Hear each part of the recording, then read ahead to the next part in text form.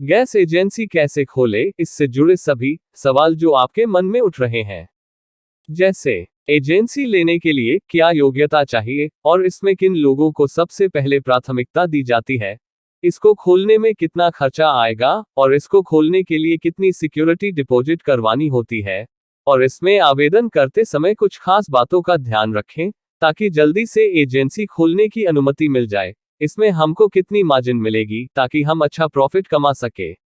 इस वीडियो में हम इन सभी सवालों को एक एक करके जानेंगे।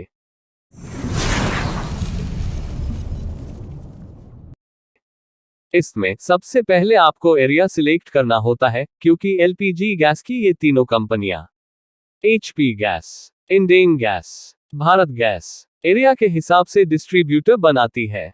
जैसे शहरी क्षेत्र, अर्बन प्लस ग्रामीण क्षेत्र, दुर्गम क्षेत्रीय। पहले इन सबको एक एक करके समझ लेते हैं। पहला है शहरी डिस्ट्रीब्यूटर। अगर आप शहरी डिस्ट्रीब्यूटर बनते हो तो आप केवल शहरी क्षेत्र के अंदर 15 किलोमीटर तक की रेंज में गैस सिलेंडर डिलीवरी कर सकते हो।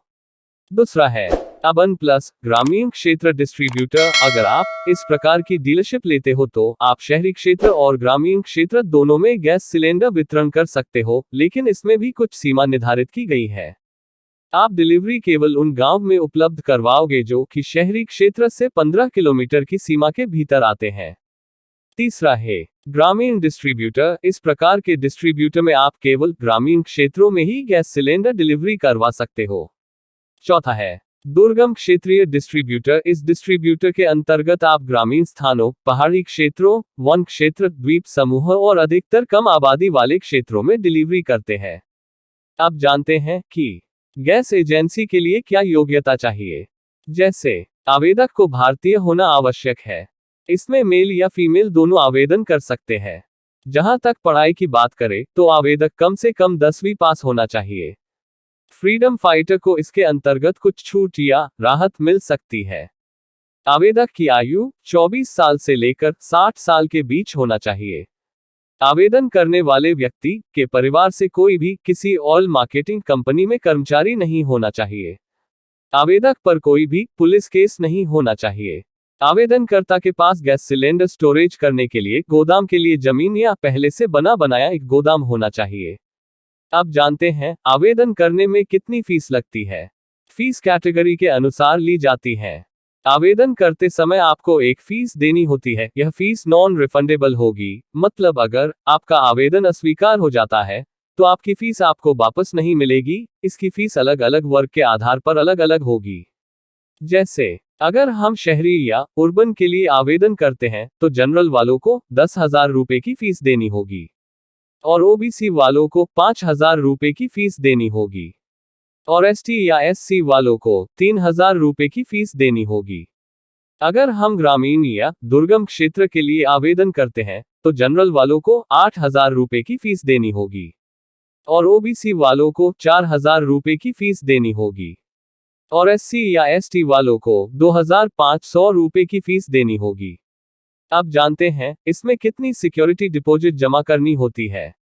यदि आपका सिलेक्शन हो जाता है तो आपको कुछ दिनों के अंदर जरूरी दस्तावेज के साथ सिक्योरिटी डिपॉजिट का 40% जमा करना पड़ेगा। आपको बता दें कि यह डिपॉजिट ब्याज रहित और नॉन रिफंडेबल होता है। शहरी और अर्बन प्लस ग्रामीण क्षेत्रों में डीलरशिप या डिस्ट्रीब्यूटर्स लेने के लिए आपको टोटल 5 लाख रुपए की सिक्योरिटी डिपॉजिट जमा करनी पड़ेगी और ग्रामीण व दुर्गम क्षेत्र के डिस्ट्रीब्यूटर्स के लिए 4 लाख रुपए की सिक्योरिटी डिपॉजिट जमा करनी पड़ेगी। अगर आप रिजर्वेशन वाली कैटेगरी में आते हैं तो आपके सिक्योरिटी का अमाउंट थोड़ा कम हो जाएगा। और एक खास बात, जब तक आपको अपॉइंटमेंट लेटर नहीं मिल जाता तब तक आपको पूरा सिक्योरिटी डिपॉजिट जमा करना पड़ेगा। इन लोगों को दी जाती है पहले प्राथमिकता, जैसे स्वतंत्रता सेनानी, भूतपूर्व सैनिक, सशस्त्र बल, पुलिस सेवा, राष्ट्रीय खिलाड़ियों और सामाजिक रूप से अक्षम लोगों को नियमानुसार प्राथमिकता दी जाती है।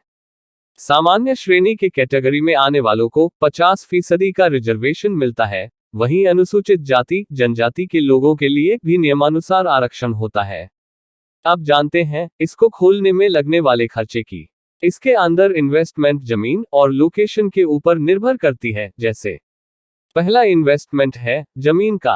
अगर हम जमीन पर इन्वेस्टमेंट करते हैं तो यह 30 लाख से लेकर 50 लाख के बीच का इन्वेस्टमेंट होगा। यदि खुद की जमीन है तो ये पैसे बच जाएंगे। दूसरा इन्वेस्टमेंट आता है गोडाउन और ऑफिस का। हमें गोडाउन और ऑफिस बनाने में लगभग 5 लाख से लेकर 10 लाख के बीच का इन्वेस्टमेंट करना पड़ेगा। तीसरा इन्वेस्टमेंट है स्टाफ की सैलरी।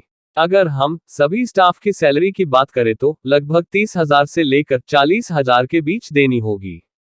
चौथा इन्वेस्टमेंट है फिर one time investment. One time investment उसको कहते हैं जो केवल एक बार किया जाता है, जैसे कंप्यूटर, फर्नीचर आदि में लगने वाला खर्च। इस इन्वेस्टमेंट को आप अपने अनुसार कम या ज्यादा कर सकते हो, लेकिन मेरे अनुसार आपको इसमें लगभग 2 लाख रुपए से लेकर 3 लाख रुपए के अंदर सभी चीजें आ जाएगी। पांचवा इन्वेस्टमेंट है सिक्योरिटी फीस का। सिक्योरिटी फीस की बात करें तो लगभग 3 लाख से लेकर 5 लाख के बीच देनी होगी। इसमें गोदाम खोलने के लिए कितनी जमीन की आवश्यकता होती है, जैसे अगर आप शहरी या अर्बन एरिया में गोदाम बनाना चाहते हो तो आपके गोदाम की क्षमता न्यूनतम 8,000 किलोग्राम होना चाहिए और उसकी लंबाई 25 मीटर तथा चौड़ाई 30 मीटर होना चाहिए।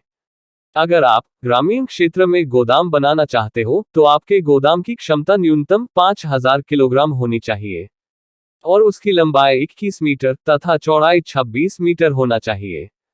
अगर आप दुर्गम क्षेत्रीय में गोदाम बनाना चाहते हो तो आपके गोदाम की क्षमता न्यूनतम 3,000 किलोग्राम होनी चाहिए और उसकी लंबाई 15 मीटर तथा चौड़ाई 16 मीटर होना चाहिए। ऑफिस खोलने के लिए आपको 3 मीटर लंबा तथा 5 मीटर चौड़ा प्लाट की आवश्यकता होगी। ये सभी क्षेत्र पर लागू होती है।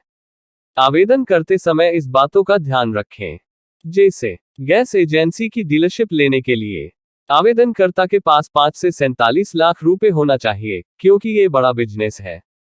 आवेदन फॉर्म को सबमिट करने से पहले एडिट किया जा सकता है, लेकिन एक बार सबमिट हो जाने के बाद एडिट नहीं किया जा सकता, इसलिए फॉर्म सबमिट करने से पहले इसे अच्छे से चेक कर ले।